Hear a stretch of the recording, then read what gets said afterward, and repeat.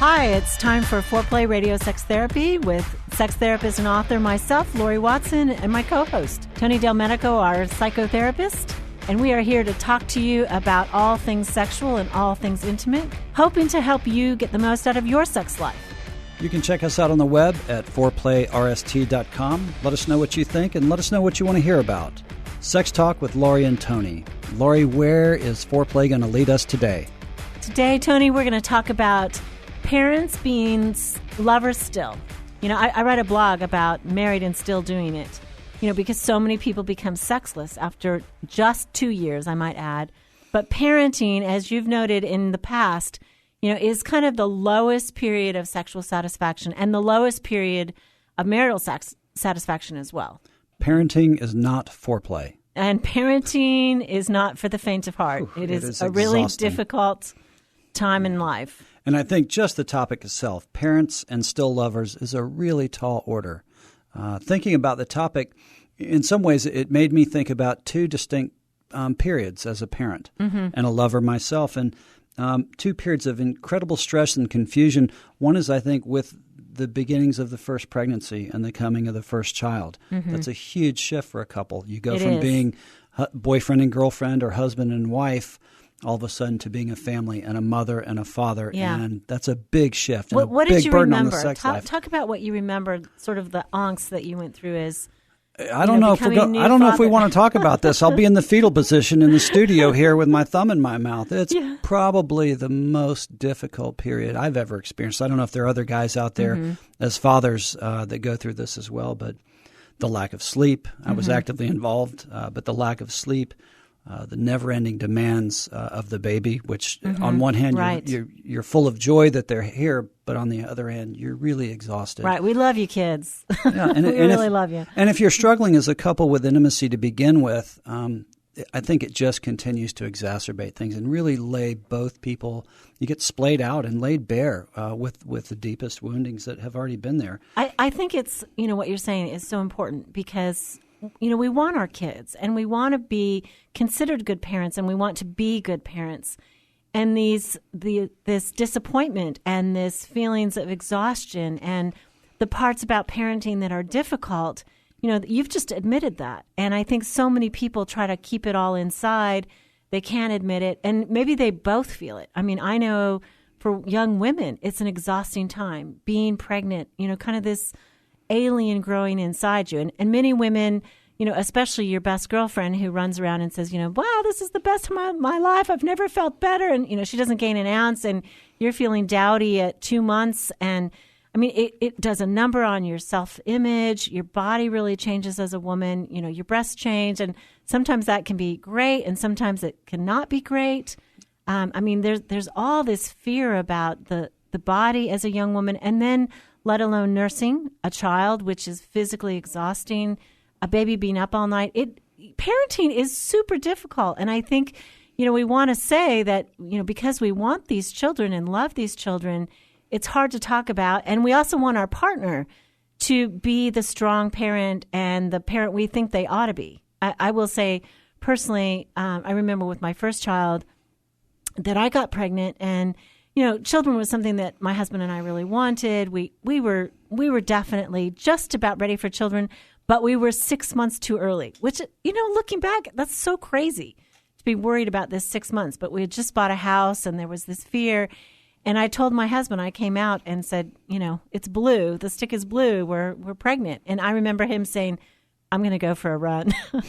You know, and I remember the disappointment of a young mother. Like I had expected a clasp of joy and wasn't prepared for his anxiety to emerge so quickly. And, you know, now that we've talked about it for that many years, you know, I know that he was feeling this tremendous financial stress because of the house and all that. And he was just suddenly overwhelmed. And what does that have to do with sex? I mean, how does that impact us as a couple when suddenly we're filled with a huge difference? You know, the two become three, and it impacts every part of our life, our bodies, our energy levels, our finances, our time together. Yeah. Yeah, it's a tough time. Yeah. We're sympathetic to you out there. We've been through it. Sounds like both of us have our own versions of it. We have kids. And I'm thinking about in some of our previous episodes, we've talked about the cultural stereotypes or the fantasies or the fairy tales that if we were wonderfully living happily ever after and now we have a child and it's sort of onwards and upwards, and that's the fantasy of it. And the reality is, at this time in particular for couples, it is really hard to stay connected sexually. And I think the biology is against us too. You've mentioned breastfeeding and healing from pregnancies. Breastfeeding, actually, there's a hormone, prolactin, that is produced that literally lowers her desire, and it also makes her vaginal tissue drier and thinner. Yeah. So women, if you are postpartum, definitely go back to your physician, your gynecologist, and say, hey, how about a little estrogen, vaginal estrogen, before you start sexual intercourse again? Use it for 2 weeks pre-sexual intercourse, and that really helps. And doctors kind of tell me, yeah, that's a great idea, but, it doesn't hurt her that much. I'm like, you know what? Re-entry into sexual intercourse, why should it hurt at all if we have a medication that is safe, it's safe for the baby? She could use that. And women often tell me, gosh, I wish I'd known that because it really did hurt me. Yeah. And the men's hormones are shifting as well. They're not as sexually active or on the edge with their testosterone. Their levels have dropped as well too during this period. So even nature is telling the couple, slow down. It's not time to procreate again. And so how does a couple stay together intimately through this? I think is the most exhausting period that you go through. 100 years ago, you would have had 3 or 4 generations of family under one roof on the farm. There would have been people to take the babies, and there would have been time for you to take a walk with your partner and reconnect. And now we're sort of alone and isolated. Yeah, right. Yeah. At least a time to get away from a screaming baby for just a little bit. So, and now we're sort of isolated and on our own and are really called upon to do all of it. And it's really tough. So I think before we jump into how you stay connected, just take a minute saying, gosh, this is tough. And I would say practically one thing is, try to hire out as much non-essential tasks as you can. Get a housekeeper, get somebody to make those meals and bring them in. Or there's often, I know in my area, there are meal making places that you can go and pick up 4 dinners. When your friends ask, how can I help, say, bring a casserole, bring us a meal. I mean, give them a practical something to help. Many people do not live near extended family. So it's okay to hire a little bit of help, hire a mother's helper that comes and maybe, just does some cleanup. Maybe they don't take care of the baby because they're too young or you don't trust them yet or you don't know them, but they do things like dinner prep and picking up and laundry. I will remember just in my brain sitting in front of a mountain of little things to fold. And just going, I went to college for this. I'm folding thousands of little things. And it's just your whole self-image and who you are is turned on its head when you become a parent. And as a psychotherapist, I'm thinking too, Lori, about how we conceive of ourselves as we go through that. So, right. And becoming parents is really a process. I know your best friend makes it look easy, but for most of us, becoming a mother is not something that happens at birth. It happens progressively. Right. Becoming a father happens progressively. It's natural, I think, for the mother to be very preoccupied with the child. In fact, it's good. For a couple of years, that attachment that she has for the child is necessary for the child's emotional health. And fathers, I say, are often arms around during those first 2 years, and then later on, they become more involved in the personality of the child. And mothers are disappointed. Why doesn't he get as involved as I do? And sometimes fathers are disappointed. I'm shoved out. I used to be central. She used to fuss about me, and now she's fussing about the baby. I mean, it's so complicated. Yeah, I would agree. And sex is fragile. It is, and it's fragile even before this. And so the idea of parents and still lovers, I think, again, psychologically, most couples in general take the relationship and themselves and put it far down the list. Mm-hmm. And so even if you have some people coming in to do some things to help relieve the physical burdens, psychologically, I think it's all hands on deck for the baby 24/7. Mm-hmm. So we're all in towards that. And in order to rekindle this love or the lover part of your relationship, momentarily, you need to take it and move it up the depth chart and put it at the top. Mm-hmm. just for a little while. Yeah. And it can feel very selfish to get away just for an hour and a half. Right. That's with your mom or thing. with somebody, or 2 hours just to get away just for yourselves is tough. And it's a lot easier just to stay in the vortex of new baby, new familydom, and not really spend a lot of time talking about something that may have already been awkward going into the pregnancy in the first place. I think the point you're making is proven by research. We know what family structures survive better than other family structures. And our current, culture says that the child-centric family is the best family, revolving all our resources, all our time about making and creating a happy childhood for the children is kind of the present-day norm. But it is not necessarily the happiest family structure long-term. Right.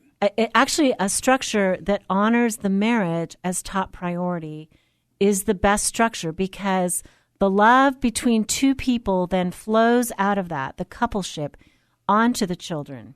We can't get it back. And especially mothers and sometimes fathers say, but they're only little once. And so we just got to nurture them and love them up. And I'm like, I know. But if you get at the end of that period and you don't have a marriage, or you don't have a resource that generates care and tenderness for you to keep giving to the children, it isn't a sustainable structure. So the structure has to be the couple first.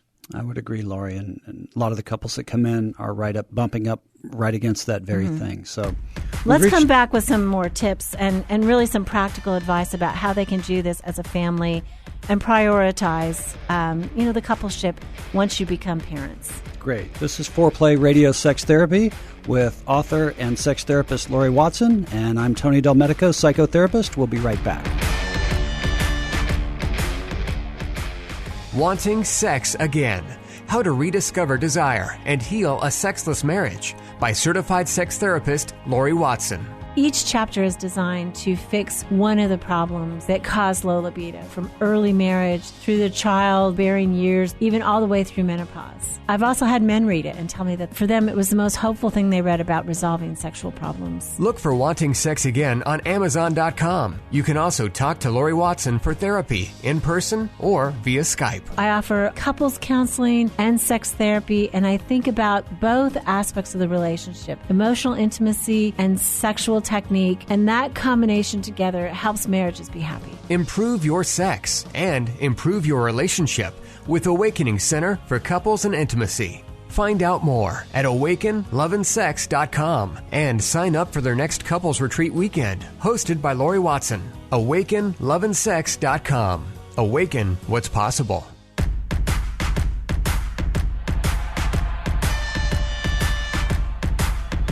Welcome back to Foreplay Radio Sex Therapy. I'm psychotherapist Tony Del Medico, and I'm here with Lori Watson, author and sex therapist. Today we're talking about a most difficult topic, how to be parents and still lovers. And Lori, in the first part of the show, we've been talking about parents with small children in a very precious time in their lives for sure, but also a very vulnerable time for the relationship. And statistically, the most difficult time. I mean, this is oftentimes couples break up at this time just because of the stressors on them. I would also say that couples say, we got stressed sexually when the children came along. I think about, and I take a good sexual history on my patients, that oftentimes the couple has tiny little cracks in their sexual, their sex life earlier, but then it's exacerbated by the stress of the children. And so things that they didn't work out, ways they didn't communicate, the ways that they didn't maybe learn how to talk to each other, then the children come, and that widens into kind of the Grand Canyon between the two of them. And they're confused because they think the baby is going to bring so much happiness and so much joy, and it's going to be more cement for the marriage instead of something that's going to be a divider, unfortunately. Right. So there's a lot of mixed emotions and feelings on both sides of the spectrum. There is. You're right. Absolutely. I mean, one of the things that happens sexually, I think, is the Hormadana Syndrome. And I want to talk a little bit about this, what it means, because sometimes men look at their wives, and once she becomes pregnant and her body changes, they see that change as, she's becoming a mother.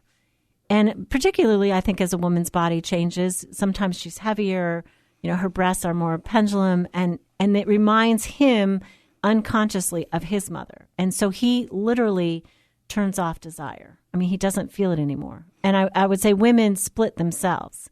They find themselves the Madonna. I have to be all good, all giving, all the time. I don't have time for the party girl anymore, the sexual self. And it isn't necessarily that she's out of shape, or, I mean, sometimes she can be. It isn't necessarily just the body. It can just be mentally. Right. I would say it has very little to do with the body, at least from some of the men that I visit with. But I think definitely it's changing. And you hear it in their language. Like he doesn't call her by her first name. He calls her mommy. Oh my gosh! It's already, and she calls him daddy. So I hate that. You can tell something is going on there that's far beyond just the two of them in the room. Why? So don't do that. The mask of mother, the archetype of mother and father is in the room, and they're playing at that, and it is confusing. And I had some patients today who came in and said, when mom does this and that, I'm like, was your mother over? I mean, he was talking about his wife, and I'm just thinking, psychologically, he wants her to be the sexual woman, and she doesn't see herself that way. And it's like, why would you reinforce that by saying, mom? She's never going to see herself as a woman again if you keep calling her mom. I think that's a fatal flaw. There's something about being named that is problematic in that. I really highly suggest against it. So if you're listening, think about what you're calling your partner and when and why, and begin to think about what it would be like to be calling them by their first names or the pet names that you have for them again, that open up some intimate space for you. But you were saying with your clients, your male clients, that you see this Hormadana split not necessarily just about the body, but maybe more psychologically? I think it's both. And I think it can also be driven home, and this may be a little edgy. I know that the current practice is to have the man in the delivery room, playing center field, as it were, cutting the umbilical cord, and I think that ties him closer and closer to the family. But I also think it implants a whole lot of other images that the guys in the 50s and 60s didn't have to deal with. They were sitting in the waiting room, passing out either passing out blue cigars or pink ones.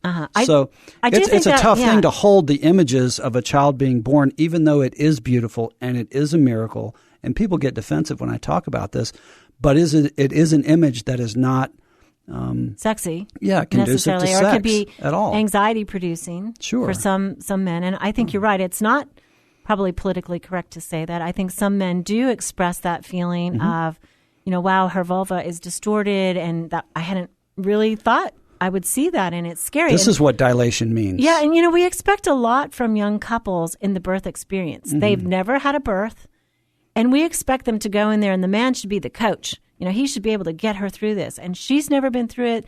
They're both frightened. He's never seen her in that kind of pain. She's never been in that kind of pain. Right. They're in a foreign environment. I think the way we set couples up for birth, while I do believe, for me particularly, having my partner present, my husband, was really supportive and really helped me, I think it's a huge setup. And I think some of those discussions of what the man feels about it, are not talked about very much because of, I'm supposed to feel this, and I really felt that. And I'm just going along with whatever the program is. And believe me, at Foreplay RST, we're not advocating not being an intricate part of the birthing process at all. But maybe a way to I think what we're saying is, or just have a conversation about it and some thought. You may not want to be down watching. You may want to be up top.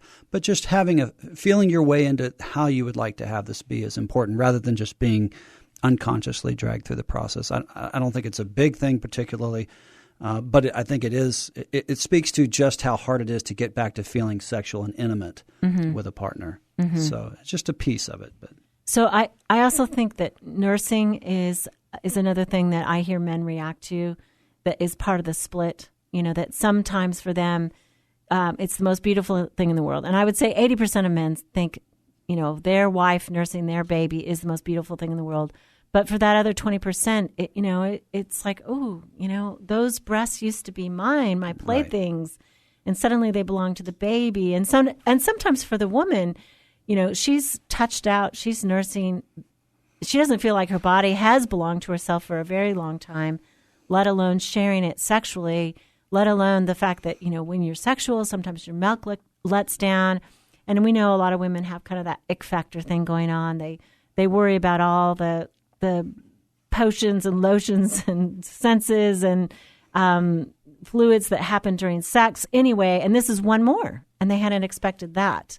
Yeah. So there's some problems, and I think talking to couples about that, maybe helping them talk through it, could be very, very helpful. I would, and as a point of caution, I think the man in general does feel like a third party, even though he's witnessing something very beautiful and natural and timeless. It is, well, what about me? What do I do now as this third wheel? How do I integrate into this new threesome? And it would be wonderful. It would be wonderful if these men had their extended families, like we've talked about, their fathers who say, "Hey, just give it a little bit of time."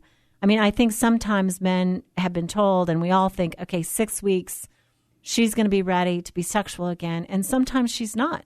Most often the switch doesn't flip. I think that a pattern is being set up that gets very hard to pull back out of. Very quickly, she may be pregnant again with a second or a third child, and so a dynamic that's going to carry on, may get going and run unabated for the next 7, 8, 10 years. And I think there's like this low-grade depression. Oh my gosh, sex has dropped off this far, and now we got baby number 2 on the way. When are we ever going to get back to each other? Yeah. And I think I have a solution for that. Sure. I really do tell couples that once they're parents, they need the 4-4-4 solution. And what that means is that on the weekends, you need 4 hours to yourself, 4 hours for her, uninterrupted, and not about chores, 4 hours for him, uninterrupted, not about doing stuff, not about the kids, and 4 hours together that you take time away from the baby or the children that is about couple time. I mean, I think one of the difficulties for young mothers to be sexual is they feel like they don't have any autonomy. Their purpose, especially if they're stay-at-home or even if they're working and then doing childcare on top of it, is their purpose, their work, their separateness is about the children. That's what they're doing. Even though it's a relational work, it's still going out, energy going out. And so they don't have anything for the self. And they often don't give themselves permission to take time for the self. And I'm saying if you're going to be sexual, you have to have at least 4 hours of time all that's your own.